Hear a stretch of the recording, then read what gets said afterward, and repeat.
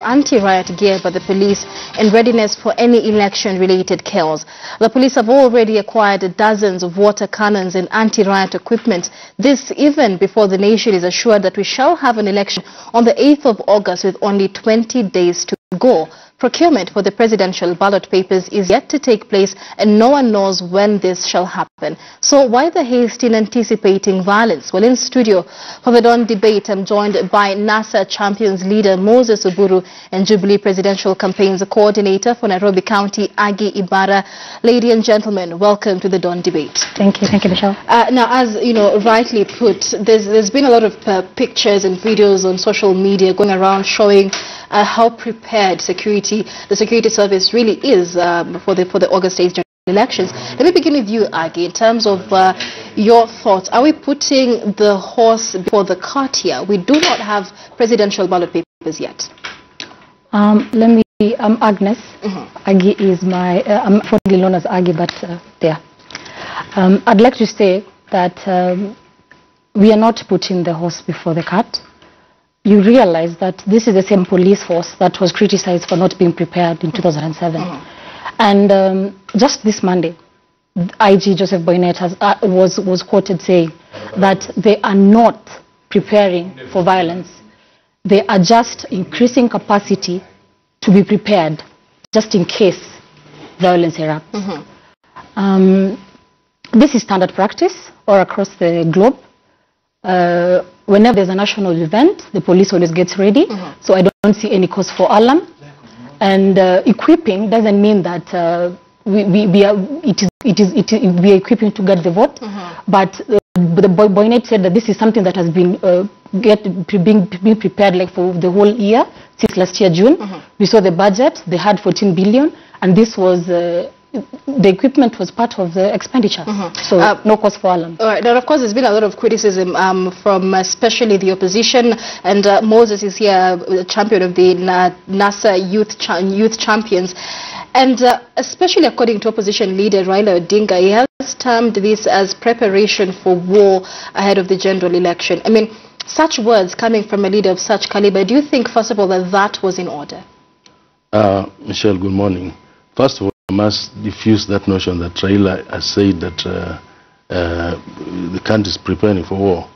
He has said that the country needs to focus more on election preparation. And what we see happening is a narrative being built. And we've been in this country for a while, and we know what happens during the electioneering period.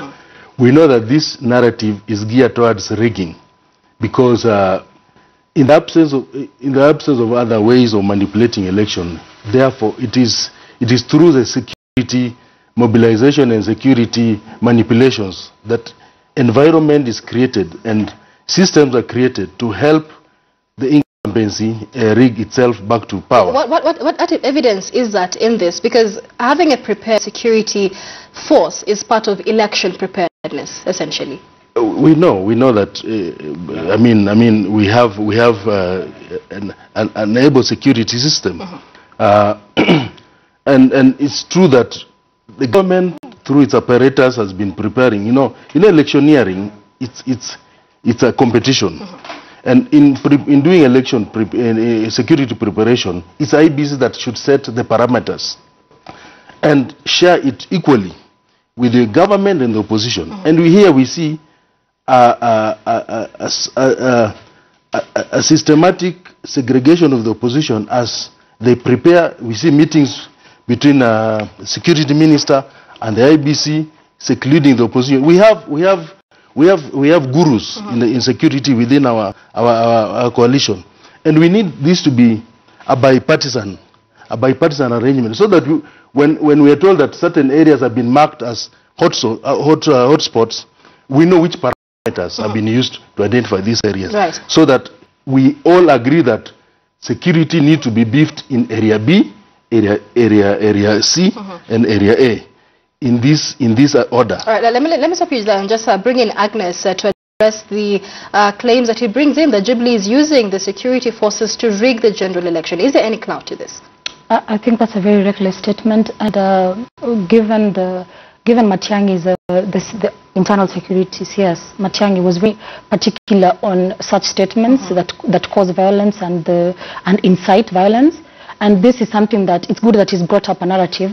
The opposition has been working towards a narrative and claiming that the government and the incumbency is trying to use the security forces to retain power is a very reckless and in fact a criminal statement. And I think maybe by now the police force should already send some people here to get Oburu as he Agnes, even as we speak about this, we keep talking about the fact that ahead of the election, any perception created among the electorate will hold a lot of water. Now, with the pictures and videos going around social media, there's been a tension and a perception, so to speak, created among Kenyans as to why really, our security forces being armed, why are we stocking up on anti-riot gear in the country? Do you feel there has been sufficient communication to Kenyans as to why we're purchasing this equipment in the first place? As I mentioned, this is something that was debated in the last year's budget. Increasing our capacity. Why are we not talking about the thousands of police force that we keep on recruiting? Why are we not talking about the increasing of the police force salaries? It is something that was part of the budget, of the security budget. We may not know all the details, but definitely equipment was part of it. And I'd like to say this, that the police has been accused in the past of being reactive.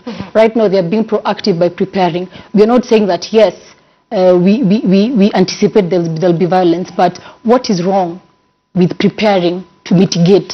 And you know, Michelle, I'll say this, that the police, it's their duty for the police to protect and to protect the lives of the citizens of Kenya, to protect the property of the citizens of Kenya. And you realize that whenever there is violence, a very small percentage of citizens participate.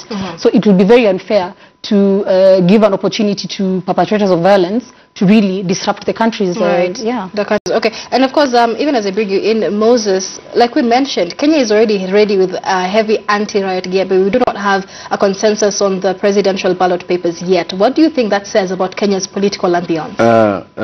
Michelle, I repeat my assertions that this country can do better than it is doing now.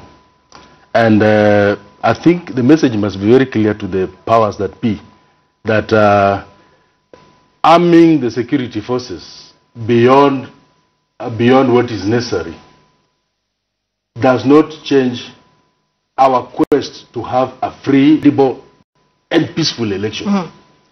We want all the machinery pertaining to the election in place, and we want everything done as per the law. The question is, what intimidates NASA about having such an armed security force? I mean, we know that in the past, security, we know what happened in 2007. You know, Kenyans were killed, and the police is accused of having killed the majority of those who died in this country. And they were, they were shot in the back. You know, all this, don't bring us, the current regime is trying to bring up the old memories that Kenyans were trying to forget. We want this country election, security must be focused on election. And I said this must be bipartisan. We must be involved. Matiang'i is an appointee of Uhuru. You saw Matiang'i speak at Uhuru's manifesto launch. He is a partisan player.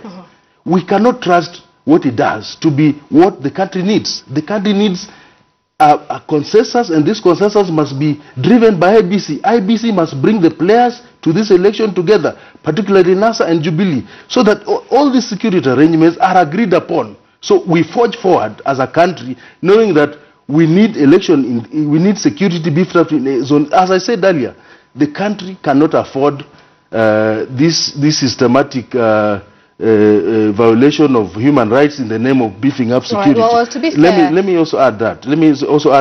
We know areas that have been earmarked as zones, as hotspots, and we know that IBC in collusion with the country security are likely to create ghost polling stations, and this is what we are watching keenly.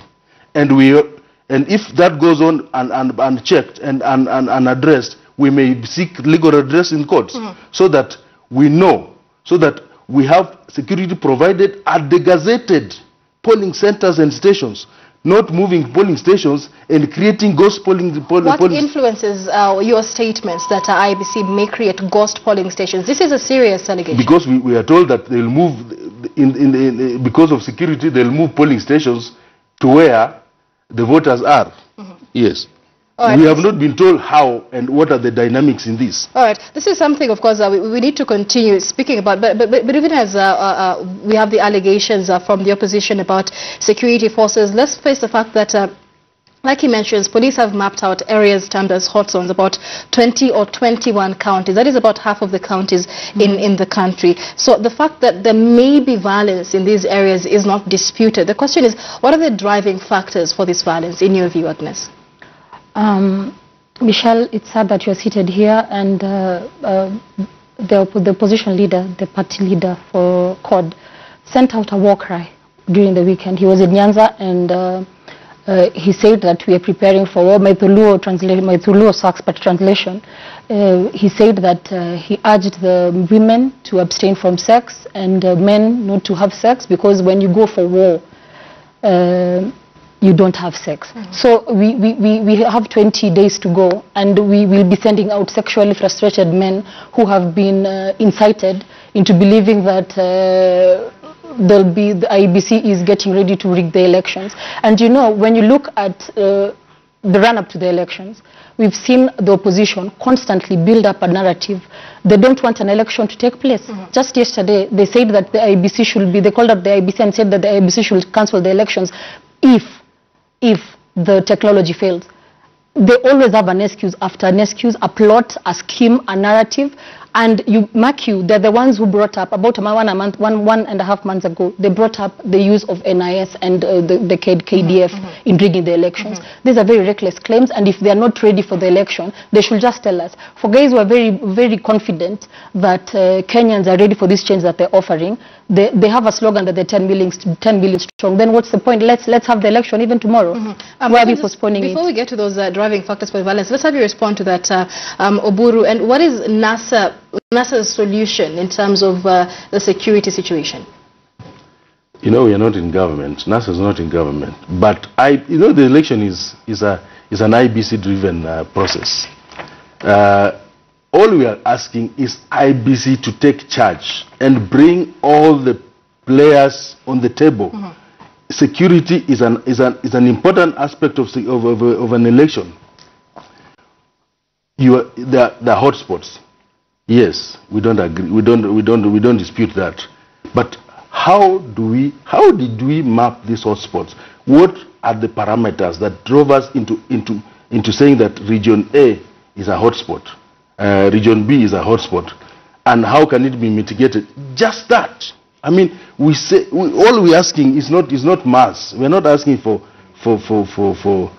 something that cannot be done. We're asking for simple dialogue. We're asking for dialogue.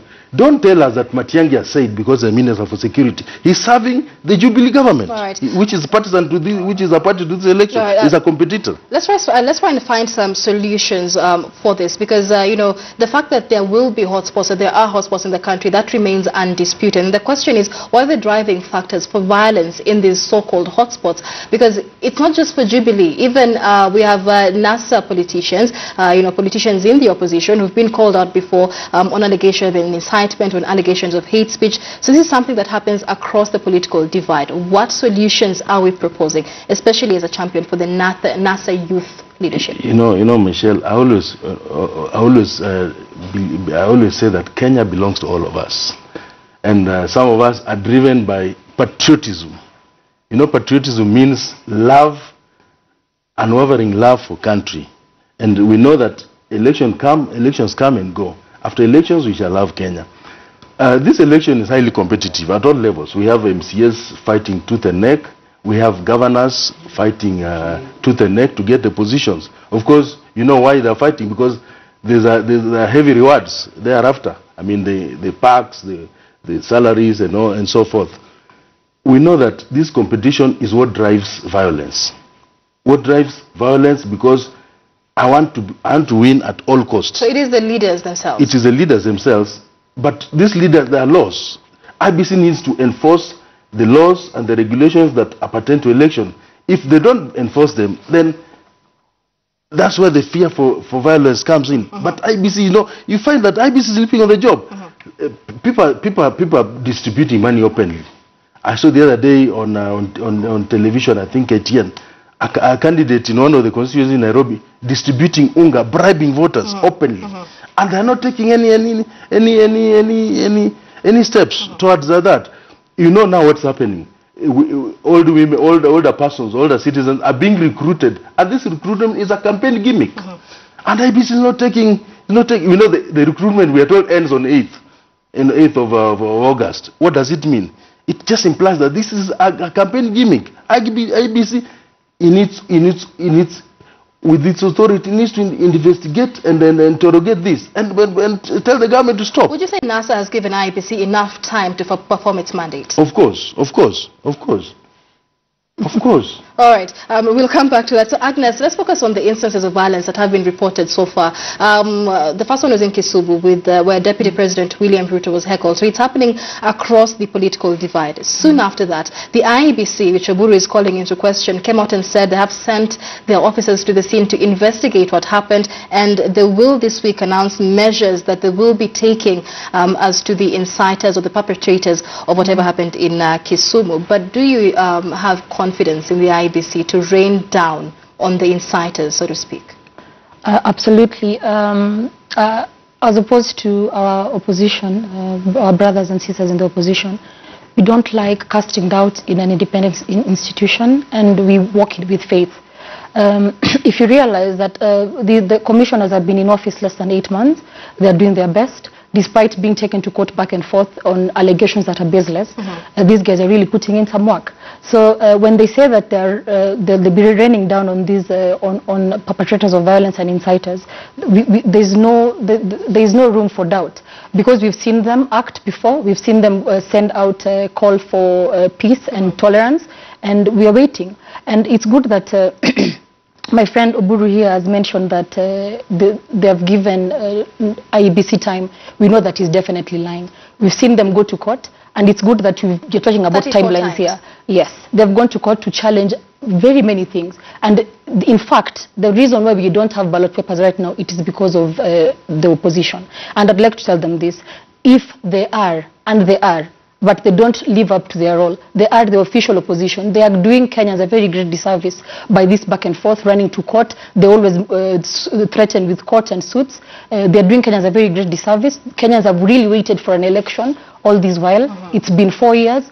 If they're ready for change, as I say again, they believe that Kenyans are ready for change, and they are saying they're 10 million strong. Why are they postponing an election every other day? They're not ready. All right, and I'd like us to wind up, and let's have your closing comments, Agnes, in terms of the violence driving factors. And of course, like you rightly mentioned, this is a country for all of us, not just the IEBC. So even Kenyans in the electorate have a hand in ensuring that there is no violence in the run-up to the election. How, in your view, can we curb some of these driving factors to violence as Kenyans ourselves? I agree with my brother. I think it starts with the leaders. But because we know leaders sometimes fail us, we have institutions in power that can check these things. We can start with the opposition leader. There's a lot that needs to be done. Arrests have to be made. We have to be firm. People need to serve time in jail, because we can't have a repeat of 2007. A lot is at stake. We know what the violence did to our economy. We are still recovering, and we can't have people sending out war cries. We can't have people inciting tribes. Their party leader was seen in Kajiado talking about how Kikuyus should not be tolerated around land issues. We have the deputy party leader Kalonzo Musyoka, who also said that Kikuyus should be. You know, we can't have leaders talking, inciting people on tribal lines. And you know, very Kenyan politics, the political atmosphere is usually very tribal, and these tribes strike emotions, and these emotions incite violence. So it's time for our leaders to be responsible, to be taken responsible, and if they can't be responsible by their own right, our security forces, our institutions, the police force should go in and arrest these people. As my closing remarks, I want to tell Kenyans that we are ready for elections. We are out there. Our principles are out there campaigning. Our infrastructure is out there. We are monitoring every move by IBC. We are prepared to gather a vote, and we urge our members to come out in their numbers, in large numbers, to vote, because this is a done deal. We are winning this election by early morning of 9th. Let's address the allegations by Jubilee that NASA is trying to scuttle this election. Just going by what she said and all the cases that you brought up, how committed is NASA to going to the election on the 8th of August? Let me be very clear on this, that going to court does not mean scuttling election. It's a civilized society that believes in the judiciary. We go to court to address certain fundamental challenges that IBC has refused to address. And you know how the court has pronounced itself on all this. These things, the court has upheld some of our praise, and NASA has won on behalf of Kenya. And therefore, because of NASA, we have so many things that are now working in the system. Actually, we've been helping IBC put its house in order. So a body that is so patriotic like NASA to help IBC put its act in order. How do you say that we are trying to stop elections? What has NASA done in terms of maintaining peace and ensuring there is no violence ahead of the general election? First of all, you said heckling. By the way, in the Constitution of Kenya, there's protest, which is guaranteed, is a freedom enshrined in the Constitution. Heckling is part of picketing and protest. Heckling has never been a crime. A crime is when you take a stone, take an object and hurl at your opponent. But heckling, you saw the American Trump versus Hillary campaigns. There was so much heckling in either side of the candidates' campaign rallies, and that is not crime. So what has NASA done to ensure peace before the election? We have been preaching peace in all our rallies. All our rallies, we preach peace. We call upon Kenyans to maintain law and order, because when you're winning, why should you incite your people to go into violence? When you're sure you're winning, it's a done deal. Lastly, let me tell our supporters that please stay calm. I know there'll